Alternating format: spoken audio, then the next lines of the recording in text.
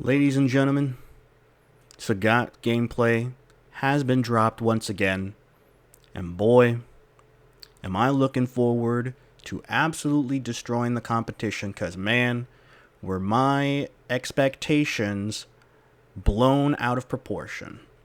I thought that the damage was going to be the one key factor that was going to make or break Sagat. And not only is damage not an issue for this man, but there are many other problems that we have to address that's going to make Sagat one of the most deadliest characters to be dropped in Street Fighter 6. So, without further ado, let us go ahead and get to the gameplay exhibition of level 7 CPU. So I have kind of reviewed a bit of the gameplay here and there. I did see some of his moves and stuff like that, on like the Steam page and everything. So we're just gonna be kind of lightly touching some of the key hallmarks that I was like particularly blown away by. Of course, as with any level 7 CPU for Street Fighter 6, they always gotta throw at those random DIs. But you can see the potential of the DI combos there. And he charged his Tiger Uppercut to get that little extra hit there. And on top of that, you can see here the perfect kind of spacing for this. This is one of those like key things that, besides the damage, is something to really look at and see here. In Street Fighter V, when you landed a Tiger Knee, the opponent was perfectly spaced to where you can start your fireball game, and you can pretty much do the same thing in that corner, where not only do you get like some pretty good damage. Like, let's take a look at what that damage was like there, right? So that entire sequence, right, with the DI punish counter, and then just with a pickup with the back heavy punch, it does not only a decent amount of damage, putting you in this really optimal range where you can kind of start your fireball game. And there's going to be some aspects about his fireball game that we're also going to be touching later down the line that I'm sure many other people have already pointed out. But on top of that, just due to the fact that his drive rush is pretty fast too, it's for a character who has historically been pretty slow in terms of their movement speed, and now Capcom has kind of done the same thing with Bison, which is they upgraded his speed so that now his drive rush is much more above average than some of the more lumbering characters like Manon or Zangief. So you can pretty much either go for like a fireball game, or you can go for like a drive rush into a strike throw mix up. And it's practically like very unreactable for the opponent. They basically have to be doing some sort of preemptive move like wake up super, wake up EXDP, whatever it may be. So that's definitely one key factor here that Sagat can kind of just, gain a lot of pluses while he's in the corner, getting that fully charged EX Tiger Uppercut with the follow-up knee attack to put him in the perfect spacing possible. But now, not with his little new special there, picking up Bison in the air like that, he can then follow up with a drive rush, and more than likely is that you can probably pick it up even further with his back heavy punch, right? Launches him in the air, and then just picks up another juggle, probably just goes for a tiger knee, right, or tiger uppercut. But the fact that Sagat has more conversions, that on top of that, getting more damage, but also being able to push the opponent further into the corner, right? So again, Sagat's overall like oppressive gameplay, where he will eventually either pelt you with fireballs in the corner, where you really can't have much of like counterplay against. You have to take some really high risks, and there's been some examples in here where trying to jump at Sagat is gonna land you some pretty hefty damage against you if he's able to react properly. And so here's another important thing, right? Forward heavy kick for Sagat still retains the same properties, right? You see Zangief here. He was just about be off the ground a bit. He got clipped by the forward heavy kick, and so you get this juggle state. And so, similar to Street Fighter 5, you try to jump at Sagat, the player himself knows that you're trying to jump at him. You try to get out. He's going to anti-air you with the forward heavy kick. And with all those, again, conversions that we saw in the match against Bison, he's going to get even more damage and more reward off of that. So, again, when talking about one of the major issues that Sagat would have, which is, okay, in his Street Fighter 5 iteration, it would mean that he would have to win more interactions with the kind of gameplay style he has. But now in Street Fighter 6, where his, more of his conversions are there, but with the fact that Drive Rush is allowing him to continue being able to juggle his opponent and getting for more damage, and possibly more stage control and or stage movement. So.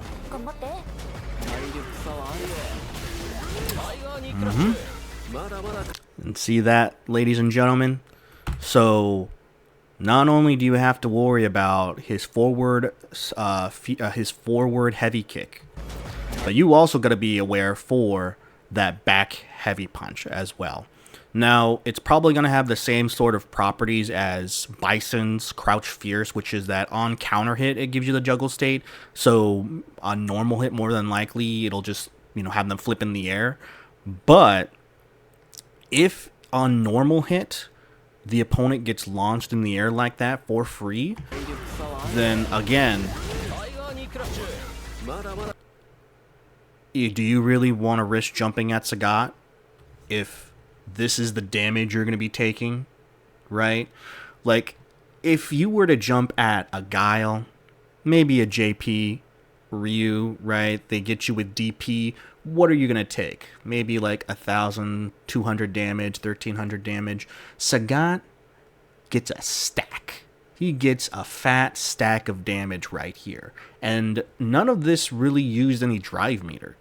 So, ladies and gentlemen, I just want to tell you that if you're going to have to find a way to, fight through his fireball game, jumping is going to be one of the last things you're going to be doing. Let's watch that again.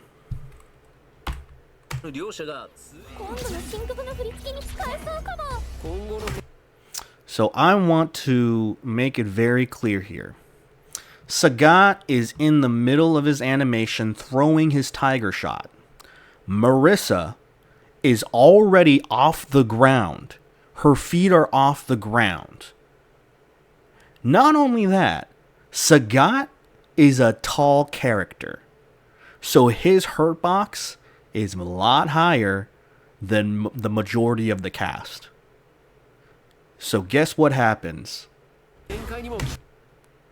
He's able to block in time. Oh my lord. This is one of the other key factors here. So not only does he have that perfectly spaced corner game if he gets that charged tiger uppercut in there. Not only does he have a lot more conversions off of, just his regular buttons with the new special move and the drive rush into the back heavy punch, or anti-airs like, counter hit back heavy punch or his forward heavy kick. But even if you were to risk the jump, Sagat is able to block in time so that you can't punish him. Now, of course, this is probably going to be on his high tiger shots. His low tiger shot is going to be, slower as well in terms of, startup and recovery, my assumption, just like in the previous Street Fighter games. But just on the face of it, if you were any other Fireball character, maybe Guile might be in the same category. But if you were Akuma, Ryu, Ken, JP, Dhalsim, you'd be eating a fat combo, especially when you would extend the hurt box a little above them as well. But Sagat? Nah, son. And so the risk reward situation here for you jumping at Sagat is either you take fat damage by either getting juggled by the forward heavy kick or the back heavy punch, eating about like 3,000 damage, or your reward is potentially Sagat blocks in time and you're just a little closer to him. That is pretty up of Capcom to do that. This is literally a calling card right here for Marisa players. I think they specifically picked Marisa in this particular showcase and kept that little sort of interaction to tell you Marisa players, hey, you better drop the character because this guy is going to make your life miserable. And I know I've been kind of stopping here and there a lot, but can we just acknowledge what just happened here?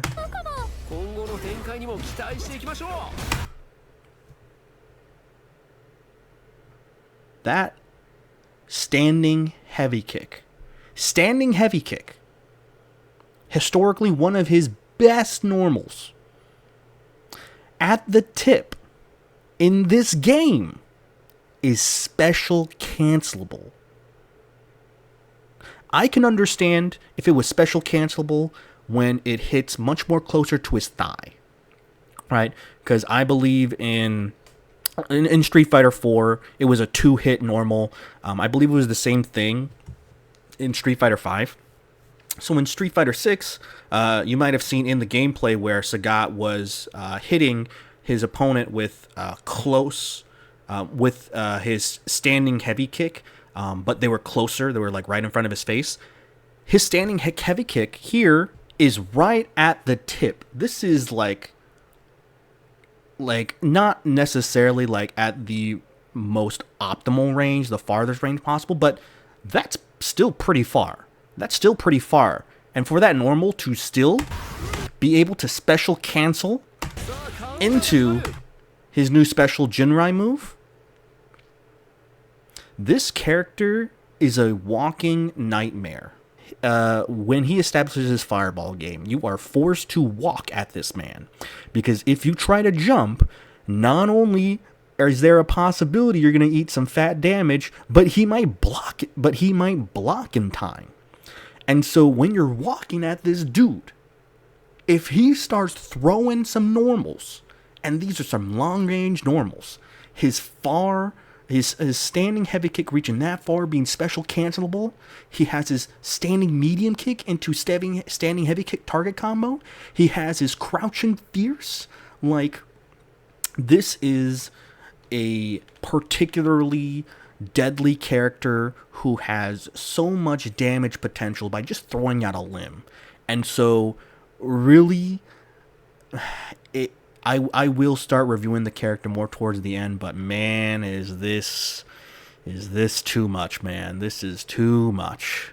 This man has some of the longest range normals possible, and he's able to confirm into a combo off of those long range normals. His forward standing heavy kick cleanly combos into his crouching medium punch. And I don't know if you guys remember, but let's take a look back. See that?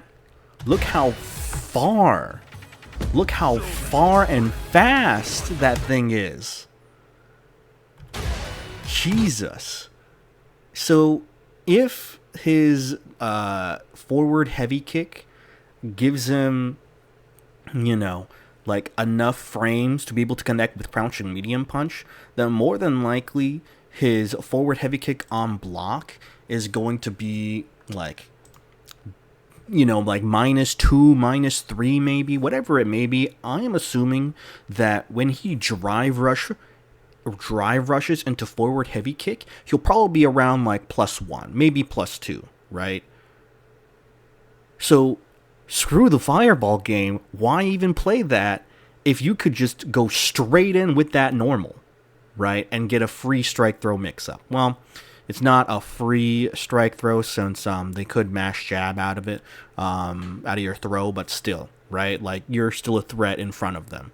And so, like, you know, imagine you having to deal with, okay, is he going to throw the fireball? Should I, I should be slowly walking forward. Man, I need to be aware of his normals. And then next thing you know, boom, jump scare, drive rush, and a forward heavy kick. That's a lot of mental stack to be playing against Sagat, I'm going to tell you, man. All right. So we're here. We're going to be taking a look at his sort of special move explanations here. And we'll be having a better understanding of what's going on with Sagat. That is a very nice tool for him. You will move before your opponent if they block. Follow it up with a Tiger Cannon if you manage to connect. Ooh. You are plus on block with OD Fireball. Man. So this guy, not only does he have the Fireball game, not only does he have these normals that have follow-ups to them that he could do the special Jinrai to get more damage off of. He has great anti-airs that convert into more damage with the juggle properties. But he also has this pressure game with his EX Fireball to then throw out another button if his opponent decides to challenge. Like, what doesn't Sagat have in this game right now? Leap forward while striking with a knee. Hit the very tip of the knee to move before your opponent. So, yep, similar to Street Fighter V, if you space your Tiger knee well enough, you will be plus on block. Leap forward and attack with a powerful knee strike. The forward distance covers changes. The forward distance covered changes based on the strength of the input. Study these distances well. Place carefully. You will move before your enemy even when blocked.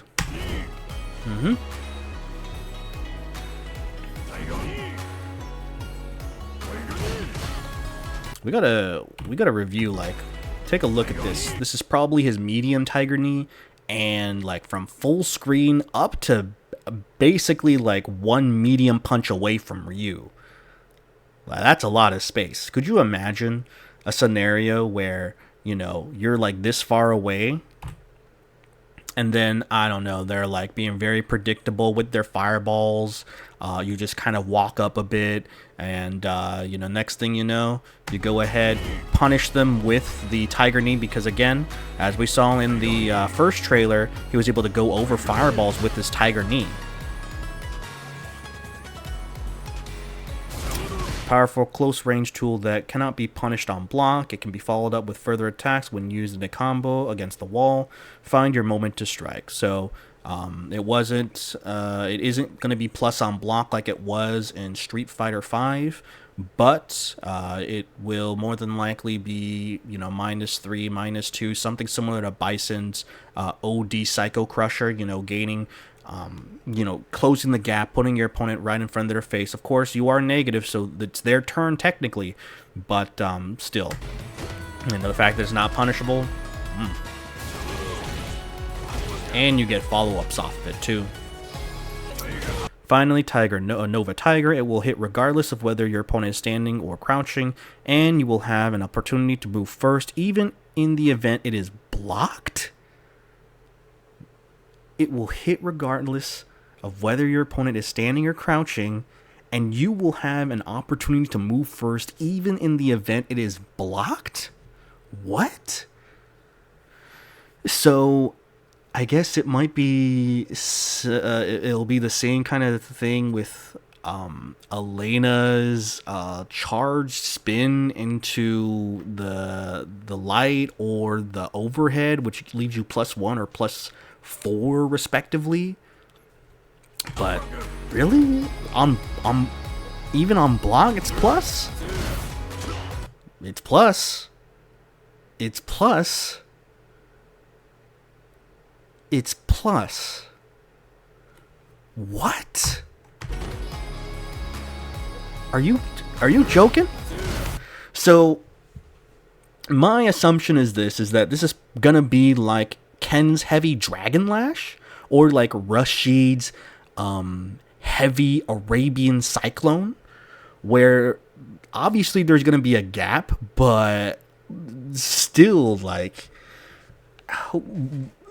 technically speaking, is that could you potentially call out the immediate, the immediate like attack from your opponent with like a different strength, again, same thing with Rashid, right? You can interrupt his heavy cyclone if you were to mash jab, but the counter to that is you use medium Arabian cyclone instead. So,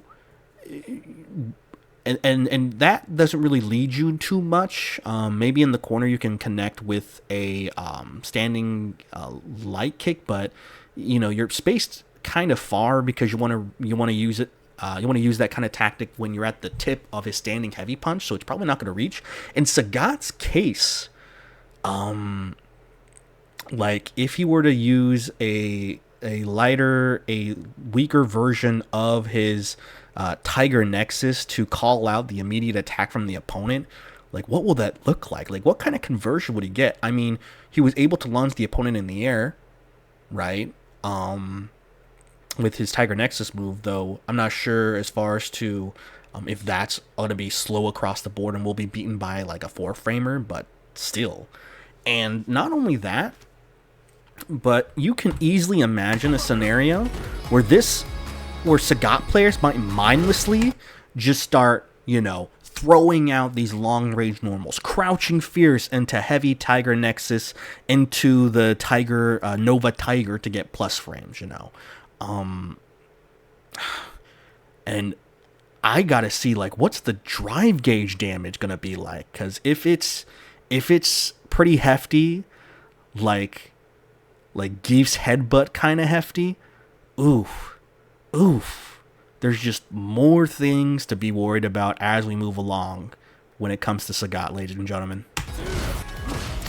Light and medium Tiger Nexus will launch your opponent in the air on counter hit. Oh no. On counter hit? Not punish counter, just counter hit? Stalk your prey and only pounce when the time is right. Oh my god. Who in their right mind is going to challenge challenge heavy Tiger Nexus now? Who is going to do that?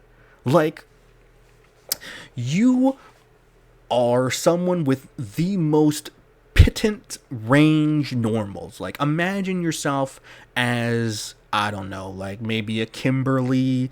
Who else has some pretty, I guess a Rashid too, But characters who don't really have the ability to contest Sagat in the mid-range. He's just going to spam crouching fierce into Tiger Nexus, and you're gonna guess whether or not he's gonna go for the heavy follow-up to potentially destroy your drive meter, or get free plus frames so he can follow it up with like a crouching jab or a standing jab. But either that, or you're gonna take a risk, try to interrupt him.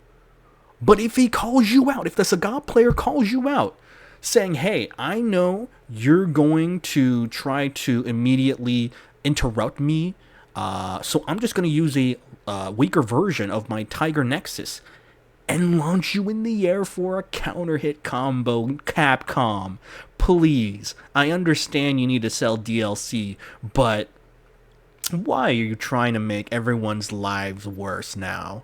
Oh my god, Sagat's going to be a nightmare. Oh my lord. Overdrive follow-up attack properties are enhanced. Use its speed to strike fear in the hearts of your opponents. Okay. So I guess you might get more plus frames.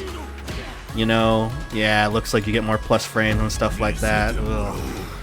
Gather power in your fist before unleashing a mash of Tiger Shots. So this is probably his level 1.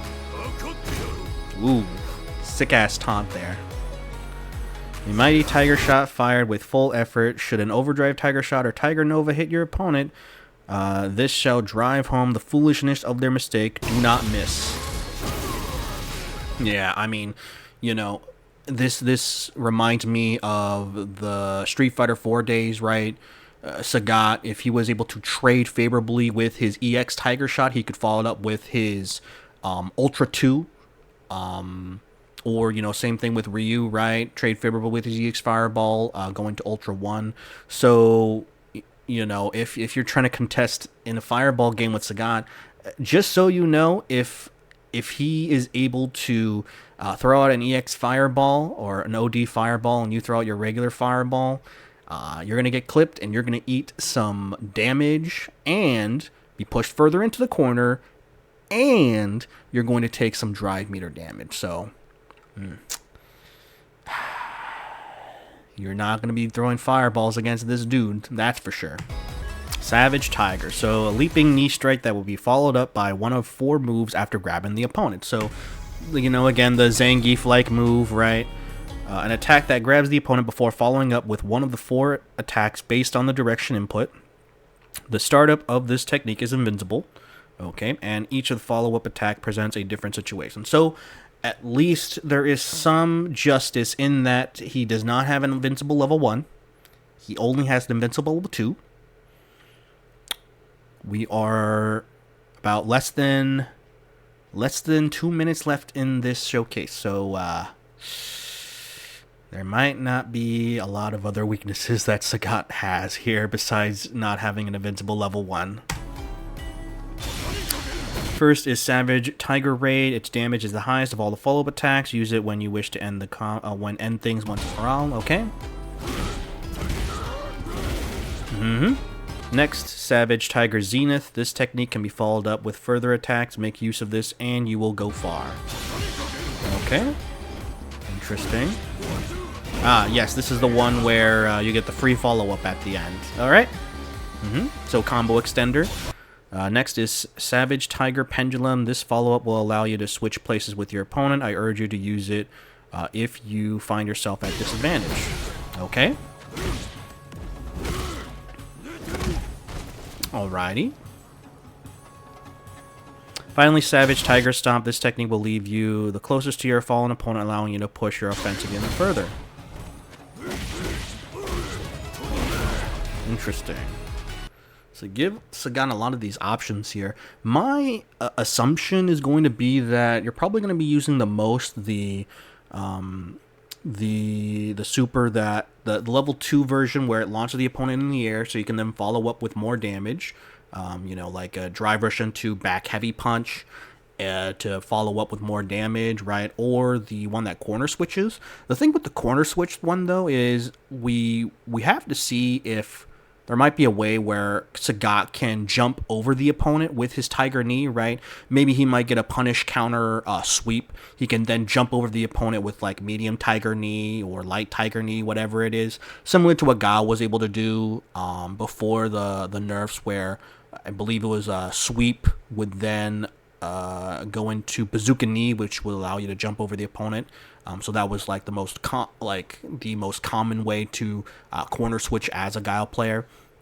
So we'll have to see if there's other ways to corner switch with Sagat, which might mean that the follow-up attack level 2 is probably going to be the most commonly used version here. There might be situations, of course, with the full damage version, the one where there is no follow-up of level 2, or the one that leaves Sagat the closest here. But again, it's we kind of have to weigh how much damage each version does, and what other potential options Sagat has outside of this super. Again, like corner switching or evaluating the damage scaling compared with using level 2 by itself or using with the follow-up, so. Tiger Vanquisher, so this is probably his level 3. Lash the opponent with a series of powerful kicks, followed by a fierce uppercut, effective as a close range reversal or as a high damage option in combos. A mix of powerful kicks and punches, my most trained technique. It can be used to turn the tides of battle with its invincibility or included in combos to deal massive damage regardless. It is the crown jewel of the Emperor.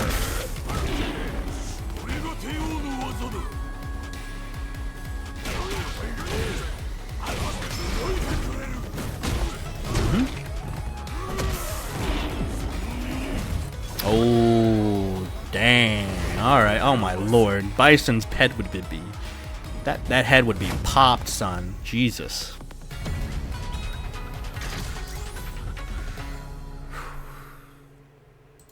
That was just sort of my quick little reaction there and analysis. I overall am... It's going to be a very, very hard time with the armies of Sagats that we're going to be dealing with, especially post-Evo. But he certainly looks like a very fun character, someone that is sort of my style as well. I really do love the the sort of character style where you throw out buttons and you are able to just out-neutral your opponent, you know, sort of overwhelming them with options due to your long range and your abilities to contest the mid-range. You know, even though I do play Rashid, who is a sort of like a rush down sort of character, I am more so of the like Sagat mindset at heart. So, but yeah, thank you very much for watching the video. If you do like it, please like and subscribe to my channel. I am hoping to put out more content, especially with Sagat, since he's right around the corner. But yes, thank you very much again. This is the Yuckster. See you next time.